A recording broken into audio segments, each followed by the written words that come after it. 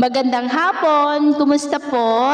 Narito po ulit ang update natin para sa lagay ng ating panahon ngayong hapon po ng December 29, 2023 na kung saan sa ngayon ay patuloy pa rin po ang pagdaloy ng hanging amihan dito po sa may Luzon. May mahinang shoreline na umaabot pa rin sa Bicol region at easterlies pa rin ang hangin dyan sa Eastern Visayas at Mindanao.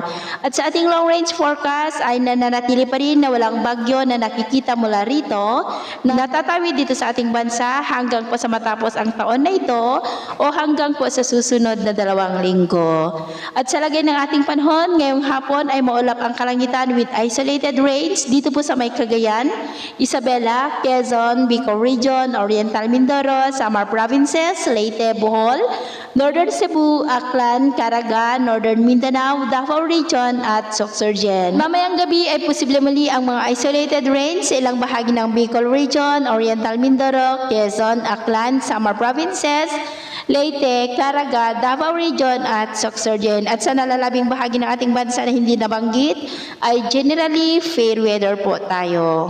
Ang mga baybayin dahil po sa amihan at easterlies ay maalon po sa mga baybayin ng Ilocos Norte, Babuyan Islands, Batanes at silangang bahagi po ng Cagayan at Isabela na ang mga alon ay posible po na aabot hanggang po sa 1.5 to 2.5 meters height. Iwasan muna natin ang papalaot dyan sa mga may kulay pula para mas makaiwas sa mga sakunang pangkaragatan.